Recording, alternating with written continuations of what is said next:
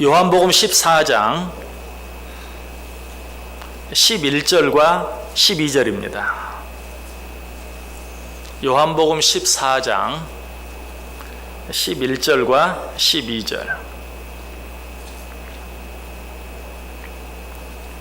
자, 두 절 말씀을 우리 다 같이 한 목소리로 읽겠습니다.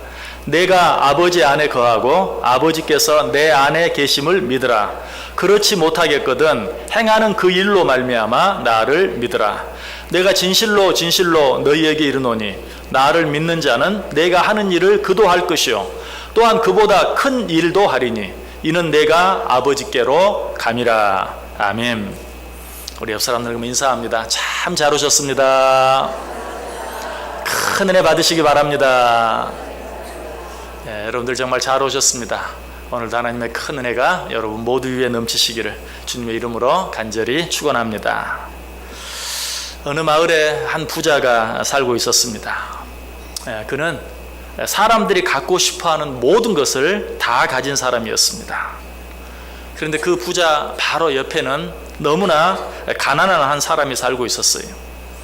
그는 가난한 데다가 딸린 식구들까지 많아서 기본적인 의식주를 해결하기가 어려울 정도였습니다. 그런데 한 가지 너무나 다행스럽고 감사한 것은 그 옆집에 모든 것을 가진 부자가 이 가난한 가정을 불쌍히 여겨서 먹고 사는 데는 어려움이 없을 만큼 돌보아 주었어요. 얼마나 감사한 일인지 몰라요. 그런데 문제가 생겼습니다. 이 부자가 병이 들었어요. 이 가난한 사람은 걱정이 태산 같았습니다. 이제 나는 어떻게 살아갈 것인가? 저 부자가 죽고 만다면 우리는 아무것도 할 수가 없고 우리 가족들을 부양할 수도 없고 우리 식구들도 다 굶어 죽고 말 터인데 어떻게 해야 할까 걱정합니다. 그런데 이 걱정이 현실로 일어나서 이 부자는 자리에 누운 지 며칠 되지 않아서 죽고 말았어요. 가난한 사람으로서는 모든 소망이 끊어지는 그런 순간이었습니다. 그런데 이 가난한 사람의 집에 편지 한 통이 날라왔습니다. 몇 년 몇 월 며칠에 법정으로 출두하라는 통지서였어요. 이것은 이 죽은 부자의 유서를 공개하는 날에 그 자리에 참여해달라는 그런 편지였어요. 이 가난한 사람도 통지서가 날아왔기 때문에 그 자리에 참여했습니다. 그런데 이 유언장에는 깜짝 놀랄 만한 내용이 기록되어 있었어요. 그것은 무엇입니까? 자기의 모든 남아있는 재산을 이 가난한 사람에게 다 상속한다 라는 것이었어요. 이 가난한 사람이 지금까지 염려했던 염려는 다 기우에 불과했어요. 이 가난한 사람은 이제 더 이상 가난한 사람이 아니었어요. 이 가난한 사람은 더 이상 이제 먹을 것과 입을 것 때문에 염려할 필요가 전혀 없는 사람이 되었어요. 자, 이 이야기는 그냥 지어서 꾸며낸 이야기입니다. 자, 그런데 이런 이야기는 정말 이야기 속에나 가능할까요? 드라마 속에서만 가능할까요? 아니, 얼마든지 실제로 일어날 수 있어요. 아니, 실제로 우리 속에 그런 일이 일어났어요. 우리는 예수 그리스도를 믿음으로 말미암아 하나님의 자녀가 되었습니다. 그리고 하나님의 상속자가 되었습니다. 그로 말미암아 천지의 모든 것의 주관자 되시고 주인 되시는 하나님이 가지신 그 모든 것들이 우리의 것이 되었습니다. 자, 요한복음 14장 이미 말씀드린 대로 예수님의 유언과 같은 말씀이라고 그랬어요. 요한복음 13장에서 예수님께서 자신이 죽어야 될 것에 대해서 말씀하시죠. 요한복음 13장 21절에 너희 중 하나가 나를 팔리라. 그리고 요한복음 13장 36절에서 내가 가는 곳에 내가 지금은 따라올 수 없으나 후에는 따라오리라. 무슨 말이죠? 이제 내가 너희를 위하여 죽어야 할 것이다 하는 것에 대해서 말씀해 주고 있는 것이. 자, 이런 말을 들은 제자들은 어떠했습니까? 아까 그 가난한 사람이 자기를 도와주던 부자가 시름시름 앓는 모습을 보고 염려하고 걱정하고 근심했던 것처럼 예수님의 제자들도 염려하고 걱정하고 근심했어요. 예수님이 돌아가셔버리면 우리는 어떻게 되는가? 우리는 뭐가 되는가? 이제 우리는 어떻게 살 것인가? 우리의 모든 생업까지도 다 포기하고 예수님을 따라왔는데 이제서야 예수님이 죽어버리신다면 나는 어떻게 하란 말인가? 염려하고 근심하고 걱정했어요. 예수님께서는 제자들이 이런 마음을 아셨죠. 그래서 14장에 그들을 위로하는 말씀을 허락해 주신 것이 14장이 어떻게 시작했습니까? 너희는 마음에 근심하지 말라. 하나님을 믿으니 또 나를 믿으라. 내가 너희들의 근심을 안다. 내가 너희들 곁을 떠난다고 하니까 너희들이 염려하고 걱정하고 근심하는 것을 안다. 그러나 염려하지 말아라. 걱정하지 말아라. 근심하지 말아라. 하나님을 믿으니 또 나를 믿으라. 나는 너희를 위해 처소를 예비하러 가는 것이다. 가서 처소를 예비하면 다시 너희에게로 와서 너희를 나 있는 곳에 있게 하겠다. 그런데 무엇 때문에 염려하고 무엇 때문에 걱정하느냐라고 말하고 있어요. 자, 이것으로 끝납니까? 그저 우리의 근심과 염려와 걱정을 위로해 주시는 것으로 끝납니까? 그렇지 않죠. 자, 요한복음 14장은 어떤 내용이라고요? 예수님께서 사랑하는 제자들에게 남기신 유언과 같은 내용이다 라고 말씀드렸어요. 아까 서두에 말씀드린 이야기 속에도 나온 것처럼 유언 속에는 반드시 뭐가 있어야 돼요? 상속에 관한 내용이 있어야 돼요. 그렇다면 요한복음 14장 속에도 예수님께서 사랑하는 제자들과 그를 믿고 따르는 모든 자들을 위하여 준비해 놓으신 상속에 대한 말씀이 있어야 돼요. 예수님께서 제자들에게, 그를 믿고 따르는 모든 자들에게 남겨놓은 상속, 어떤 것이 있을까요? 그 첫 번째 내용이 오늘 보면 12절에 소개되어 있어요. 12절 보시기 바랍니다. 내가 진실로 진실로 너희에게 이르노니 나를 믿는 자는 내가 하는 일을 그도 할 것이요 또한 그보다 큰 일도 하리니 이는 내가 아버지께로 감이라. 예수님께서 이 세상을 떠나가시면서, 예수님이 떠나가시면 어떻게 해요? 예수님이 죽으시면 어떻게 해요? 염려하고 근심하고 걱정하는 제자들에게 남기신 첫 번째 말씀이 뭐였어요? 나를 믿는 자는 내가 하는 일을 그도 할 것이요 또한 그보다 더 큰 일도 할 것이다. 예수님 능력이 얼마나 뛰어납니까? 그런데 나를 믿는 자는 내가 하는 일을 너희도 할 수 있을 것이다. 아니, 내가 한 일보다 더 큰 일도 할 수 있을 것이다. 놀라운 능력을 유산으로 제자들에게 남겨주신 것을 보게 돼요. 자, 여기서 우리는 고민에 빠지게 됩니다. 그 고민은 예수를 믿는 자는 분명 예수님께서 하신 일을 행할 수 있다라고 말씀하셨는데, 아니, 예수님께서 행하신 일보다 더 큰 일도 할 수 있다라고 말씀하셨는데, 과연 예수를 믿는 내가 예수님이 하신 일을 나도 할 수 있는가? 아니, 예수님께서 하신 일보다 더 큰 일을 내가 할 수 있는가? 이건 여러분에게 물어보나 마나 impossible이에요. 불가능해요. 할 수 없어요. 아마 제가 이렇게 얘기하면 여러분들이, 아니, 어떻게 목사님이 그렇게 말씀하실 수 있습니까? 목사님은 내게 능력 주시는 자 안에서 능치 못한 일이 없다. 내가 모든 것을 할 수 있다 라는 성경 말씀을 모르십니까? 어떻게 그렇게 단칼에 할 수 없다고 말하십니까? 여러분이 혹 그런 말에 실망이 되었다 할지라도 할 수 없어요. 저는 할 수 없습니다. 예수님이 하신 일을 할 수 없습니다. 아니, 예수님이 하신 일보다 더 큰 일, 더더욱 할 수 없습니다. 그리고 성경을 보아도 예수님이 하신 일을 그대로 행한 사람 없어요. 더더욱 예수님이 하신 일보다 더 큰 일을 행한 사람 없어요. 자, 사도들도 많은 능력을 행하긴 했죠. 앉은 뱅이를 고치기도 했습니다. 또 보지 못하는 맹인의 눈을 뜨게도 했습니다. 심지어 죽은 자를 살리기도 했어요. 베드로도 다비다를 살렸죠. 다비다야, 일어나라 했을 때 일어나는, 죽은 자를 살리는 그런 일도 행했어요. 그러나 엄격하게 한번 비교해 보세요. 예수님께서는 누구를 살리셨죠? 나사로를 살리셨죠. 그런데 나사로를 살린 것은 그가 죽은 지 며칠 뒤에, 나흘이 지난 뒤에, 죽어서 나흘이나 지나 썩어 냄새가 나는 나사로, 온몸에 산배를 두른 아무 돌 무덤에 매장까지 되어버리고 난 후에 나사로야 나오너라 해서 나사로를 살렸어요. 그러나 베드로가 다비다를 살린 모습을 자세히 보면 다비다가 죽자 사람들이 급히 베드로에게 빨리 내려와서 다비다가 죽었습니다. 빨리 내려오소서. 베드로가 어땠습니까? 그 말을 듣자마자 자리에서 일어나서 서둘러 내려와서 다비다를 살렸어요. 자, 가끔 우리들은 현실 세계 속에서도 그런 이야기들, 소식들, 뉴스들을 보죠. 죽었다가 살아났다. 또 그런 간증을 하는 사람도 있고 그런 책을 쓴 사람도 있어요. 실제로 죽었다가 살아났는지 아니면 정말 죽은 줄 알았는데 죽지 않고 살은 건지 확실히 알 수는 없어요. 그러나 정말 죽은 지 얼마 되지 않아서 그런 일들은 어쩌면 가능해요. 더더욱 예수님 당시에 의학이 발달하지 아니한, 과학이 발달하지 않은 상태에서 사람의 주관으로는 완전히 죽은 것 같았지만 다시 살아날 수 있는 그런 일도 있을 수 있어요. 물론 이 말이 베드로는 아직 덜 죽은 다비다를 살린 것이다, 그런 말은 절대 아니에요.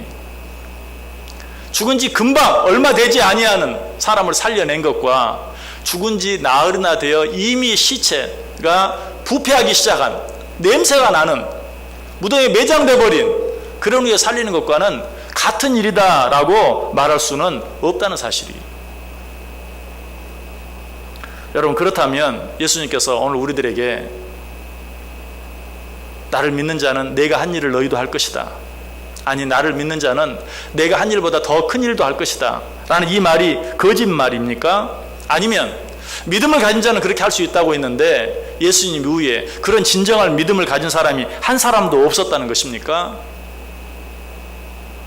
그럴 리가 없죠. 예수님이 거짓말 하실 리도 없고 예수님 이후에 진정한 믿음을 가진 사람이 한 사람도 없었다라고 말할 수는 없는 것이에요. 자, 우리가 이 문제를 어떻게 해결할 수 있을까요? 이 문제를 해결하기 위해서는 오늘 예수님께서 말씀하신 참 뜻, 나를 믿는 자는 내가 한 일을 너희도 할 것이다, 나를 믿는 자는 내가 한 일보다 더 큰 일도 할 것이다 라는 이 말씀의 의미가 무엇인지를 분명히 알아야 돼요. 자, 다시 한번 12절 말씀 보시기 바랍니다. 내가 진실로 진실로 너희에게 이르노니 나를 믿는 자는 내가 하는 일을 그도 할 것이요 또한 그보다 큰 일도 하리니. 뭐 답답한 마음에 한 번 더 읽어보긴 했지만 여전히 답답하기 마찬가지입니다. 거기서 무슨 답이 나오는 것은 아니, 이 말씀의 내용은 10번 20번 읽어도 똑같아요. 믿음을 가진 자는 내가 한 일을 너희도 할 것이요, 믿음을 가진 자는 내가 한 일보다 더 큰 일도 할 수 있을 것이다 라고 분명하게 말씀하고 있어요. 자, 그렇다면 여기서 예수님께서 내가 한 일이라고 말씀한 그 일이 어떤 일인지 다시 한번 생각해 봐야 돼요. 아까 저는 나는 예수님이 하신 일과 똑같은 일을 할 수 없다, 아니 나뿐만이 아니라 예수님 이후의 사도들을 비롯한 그 누구도 예수님이 하신 일과 똑같은 일을 한 사람은 없었다 라고 분명하게 말했어요. 자, 그렇게 말할 때 제가 예수님이 하신 일 가운데 어떤 일을 생각하고 그렇게 말했겠습니까? 뭐 안진뱅이를 걷게 하신 일, 보지 못하는 맹인을 보게 한 일, 또 죽은 자를 다시 살리신 일, 무리를 거르신 일, 파도를 말씀 한마디로 잔잔케 하신 일 등등 예수님께 행하신 여러 가지 많은 기적과 표적들을 보며 아, 나는 그런 일 할 수 없습니다, 나는 그런 일 못합니다. 예수님의 제자들 또 여러 가지 비슷한 일들을 행했지만 엄격한 의미에서는 예수님이 한 그 일과 똑같은 일을 행한 사람은 없었습니다 라고 여러분에게 말씀을 드렸어요. 여러분들도 아마 똑같이 생각했을 거예요. 내가 한 일을 너희도 할 것이다, 내가 한 일보다 더 큰 일도 할 것이다 라는 말씀을 들었을 때 아, 예수님이 행하신 기적을 너희도 행할 수 있을 것이다, 아니 내가 행한 기적보다 더 큰 기적도 너희가 행할 수 있을 것이다 라고 생각했을 거예요. 그러나 예수님께서 나를 믿는 자는 내가 하는 일을 그도 할 것이다 라고 말씀하실 때 그런 일들, 우리가 생각하는 그런 기적들을 염두에 두고 하신 말씀이 아니라는 사실이에요.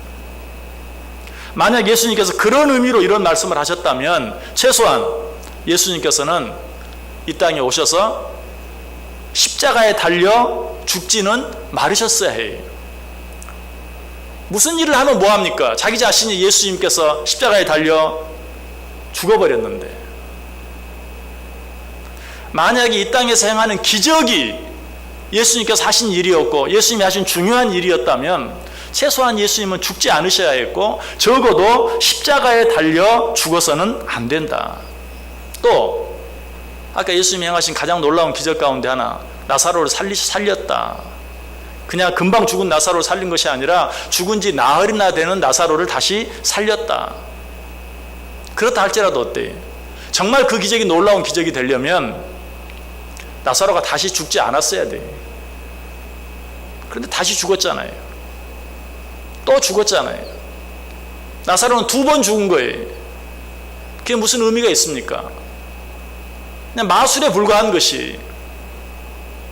여러분, 예수님께서는 우리들의 눈에 보이는 어떤 일들을 해결하기 위해서 해결사로 이 땅에 오신 게 아니에요. 그렇다면 예수님께서 오셔서 하신 일은 어떤 일이었는가? 그 일은 크게 2가지로 생각할 수 있는데요. 그 첫 번째 일은 하나님을 알지 못하는 자들로 하나님을 믿게 하는 일이었어요. 다른 일이 아니에요. 요한복음 1장 7절에 그가 증언하러 왔으니 곧 빛에 대하여 증언하고 모든 사람이 자기로 말미암아 믿게 하려 함이니라. 요한복음 11장 42절도 아버지께서 나를 보내신 것은 그들로 믿게 하려 함이니라. 요한복음 14장 29절에도 이제 일이 일어나기 전에 너희에게 말한 것은 일이 일어날 때에 너희로 믿게 하려 함이니라. 예수님이 하신 진짜 일은 무엇인가? 믿지 않는 자로 하여금 믿게 하는 일이었어요. 그럼 예수님이 행하신 기적들은 뭔가? 그 일을 위한 도구였다라고 이미 여러분들에게 여러 번 말씀드렸어요. 예수님이 최초로 행하신 물로 포도주를 만드는 기적, 그것도 혼인잔치에 혼인주가 포도주가 떨어져 곤란하니까 도와준 일이 아니었어요. 예수님께서 그 일을 행하신 진정한 목적은 그 일로 말미암아 그 일을 바라본 사람들로 하여금 예수를 믿게 하기 위해서. 그래서 요한복음 11장 45절에 죽은 나사로를 살렸을 때도 뭐라고 말합니까? 마리아에게 와서 예수께서 하신 일을 본 많은 유대인이 그를 믿었다라고 이야기하고 있어요. 죽은 나사로를 살린 그 일도 사랑하는 사람이 죽어서 불쌍해서 살아있는 마리아와 마르다가 불쌍해서 그 나사로를 살려준 것이 예수님이 하시려고 했던 본 일이 아니라 그 일로 말미암아 많은 사람들이 예수를 믿게 하는 것이 예수님의 본래 일이었다. 그래서 나사로를 살리신 후에 그 사건의 마지막 결론이 뭐라고요? 마리아에게 와서 예수께서 하신 일을 본 많은 유대인이 그를 믿었다라고 얘기하고 있어요. 그렇다면 예수님께서 나를 믿는 자는 내가 하는 일을 그도 할 것이요 또한 그보다 큰 일도 하리라 라는 말씀, 이 말씀의 의미가 무엇입니까?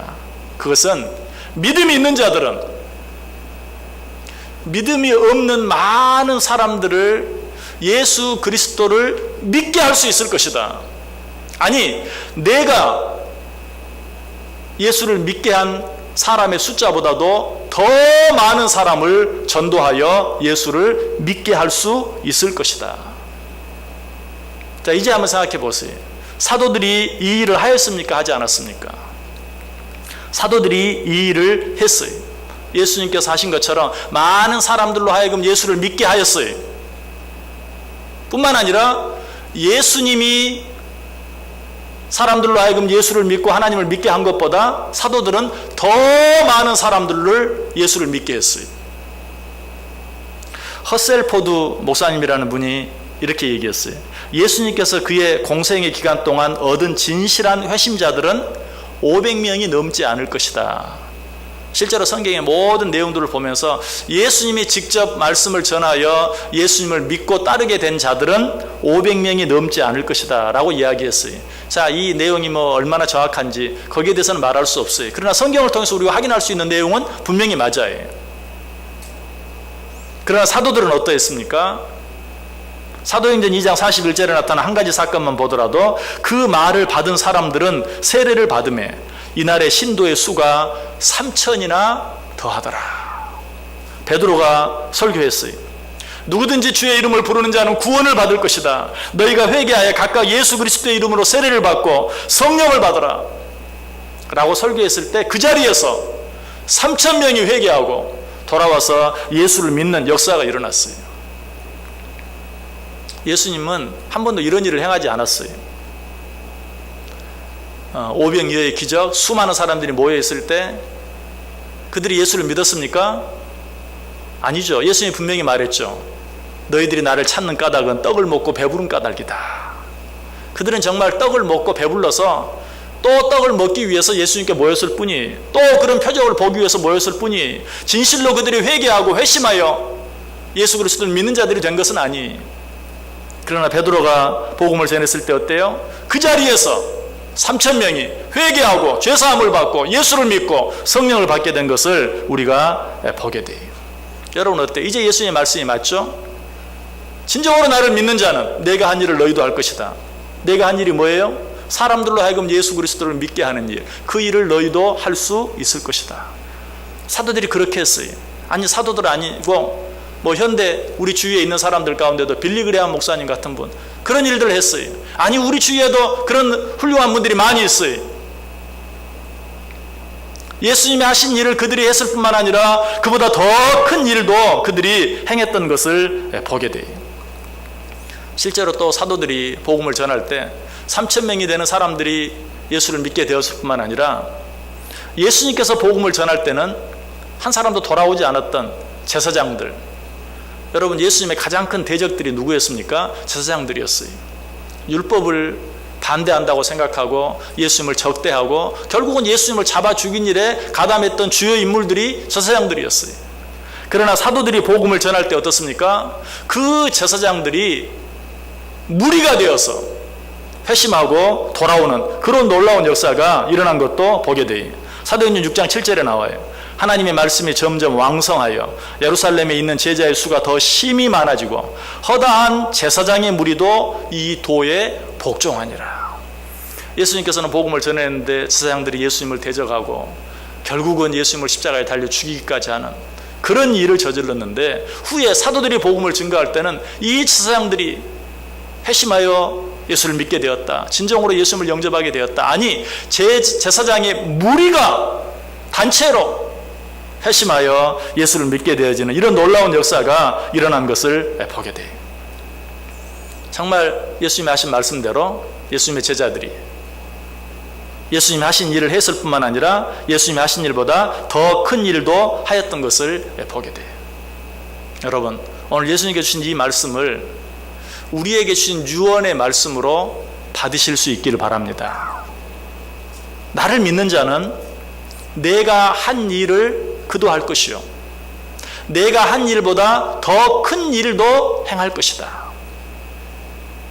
여러분 이 말씀을 받으면서 여러분은 무엇을 생각하십니까? 어떤 일을 생각하십니까? 또 앞에서 말씀을 전하는 목사에게 무엇을 기대합니까? 한번 기도하면 병자가 벌떡벌떡 일어나고, 아니 죽은 자가 살아나는 그런 기적들을 원하십니까? 여러분 그런 기적들은 예수를 믿게 하기 위한 도구에 불과해요. 또 그런 일을 행한다고 해서 모든 사람들이 예수를 진정으로 믿고 따르는 것이 아닌 것을 예수님 당시에도 보아요. 그렇다면 예수님께서 우리에게 주신 능력은 어떤 능력입니까? 복음을 증거할 수 있는 능력, 예수를 믿지 않는 사람으로 하여금 믿게 할 수 있는 능력, 그 능력을, 그 사명을 오늘 우리에게 주신 것이 사도행전 1장 8절의 말이에요.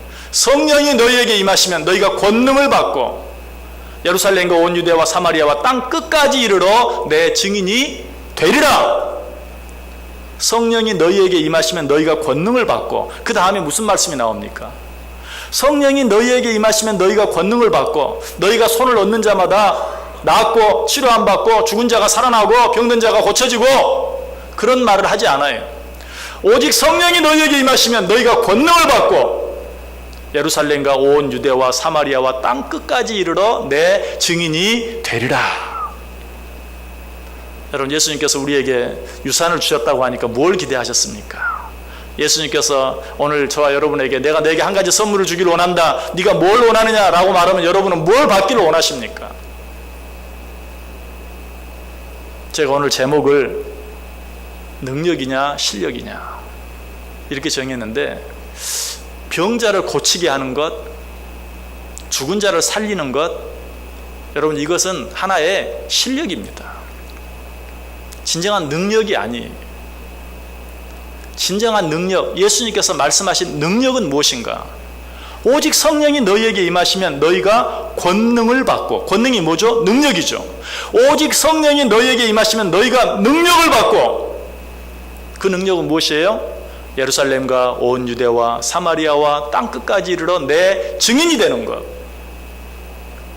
예수님께서 이 세상을 떠나가시면서 우리에게 남겨주신 능력은 복음을 부끄러워하지 아니하는, 그리고 그 복음을 모든 사람에게 증거할 수 있는, 그렇게 하여 모든 사람들로 하여금 예수를 믿고 따르게 할 수 있는 그 능력을 우리에게 주신 것이, 우리 이 능력을 소유했어요. 그러므로 우리가 예수 그리스도를 진정으로 믿는다면 예수님께서 하신 그 일을 나도 할 수 있을 뿐만 아니라 예수 그리스도께서 하신 일보다 더 큰 일도 할 수 있는 것이, 믿으십니까? 여러분, 예수님께서 이 능력을 우리에게 유산으로 주셨다는 사실을 의심하지 마시길 바랍니다. 하나님께서 내게 이 능력을 주셨어요. 너희는 염려하지 말고 근심하지 말라. 내가 너희들에게 능력을 주노라. 어떤 능력? 땅끝까지 이르러 주의 복음을 증거할 수 있는, 하나님을 알지 못하는 자들로 하여금 하나님을 알게 하여 하나님의 자녀되게 하는, 그들에게 영원한 천국을 선물로 줄 수 있는, 그들의 영혼을 구원할 수 있는 놀라운 능력을 오늘 우리에게 주셨다는 사실이에요. 여러분, 왜 예수 그리스도를 믿습니까? 여러분의 기도의 주 기도 제목이 무엇입니까? 여러분 마음속에 있는 가장 큰 소원이 무엇입니까? 예수를 믿음으로 말미암아 여러분과 예수를 믿지 않는 사람 사이에 어떤 구별이 있기를 원합니까? 여러분, 예수를 믿는 우리가 이 세상 살아가면서 믿지 않는 사람보다 더 건강하지 못할 수도 있어요. 실제로 그렇잖아요. 예수 안 믿는 사람은 다 건강하지 못하고 예수 믿는 사람은 다 건강합니까? 우리가 이 세상을 살아가면서 예수 안 믿는 사람보다 더 가난할 수도 있어요. 사실이 그렇잖아요. 예수를 안 믿는 사람이 우리보다 훨씬 더 부자인 경우가 많아요. 그러면 우리가 죽기 전에 반드시 그것이 바뀌어집니까? 우리가 죽기 전에 반드시 믿는 사람들은 다 부자가 되고 믿는 사람들은 다 건강해집니까? 아니, 성경 어디에도 그런 약속은 나와 있지 않아요.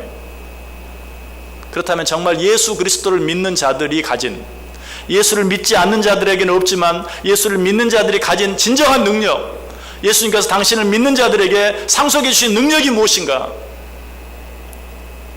그것은 바로 예수 그리스도를 믿게 함으로 그들에게 영원한 천국을 선물하는 것이. 맨 서두에 말씀드렸어요. 가난한 사람이 부자의 도움을 받고 살았어요. 그런데 그 부자가 세상을 떠나갈 때 이제 나는 어떻게 되나 두려워하고 염려했어요. 그러나 결과는 어떠했습니까? 이제 더 이상 아무것도 염려할 것이 없는 자가 되어진 것을 보았어요. 오늘 우리가 그러해요. 이 세상을 살아가면서 우리는 여러 가지 염려와 근심과 걱정거리가 있어요. 보이지 않는 예수님 때문에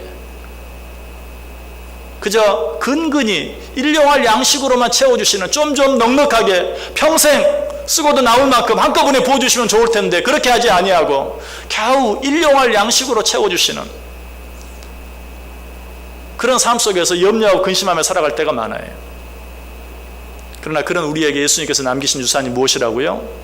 영원한 천국, 영원한 구원. 그래서 예수님께서 말씀하신 것이 너희는 마음에 근심하지 말라, 두려워하지 말라. 하나님을 믿으니 또 나를 믿으라. 나는 너희가 영원히 거할 거처를 예비하러 간다. 그 거처가 예비되면 내가 너희에게로 와서 너희를 나 있는 곳에 있게 할 것이다. 두려워하지 말라. 내가 너희들에게 지금 주는 것은 내가 너희를 위하여 예비하는 이 거처를 모든 사람이 누릴 수 있도록 그들에게 복음을 증거하는 것이요, 그들로 하여금 예수 그리스도를 믿고 하나님의 자녀가 되게 하는, 그들로 하여금 예수 그리스도를 믿음으로 구원받게 하는, 저 영원한 천국의 주인들이 되게 하는 그 능력을 내가 너희들에게 준다. 너희는 그 일을 감당하라. 여러분, 이것이 그리스도인들의 진정한 능력인 것을 알고 다른 어떤 것보다도 내가 저 사람보다 잘 살아야 될 텐데, 내가 저 사람보다 더 건강해야 될 텐데, 여러분 필요하면 하나님이 그런 것들을 주세요.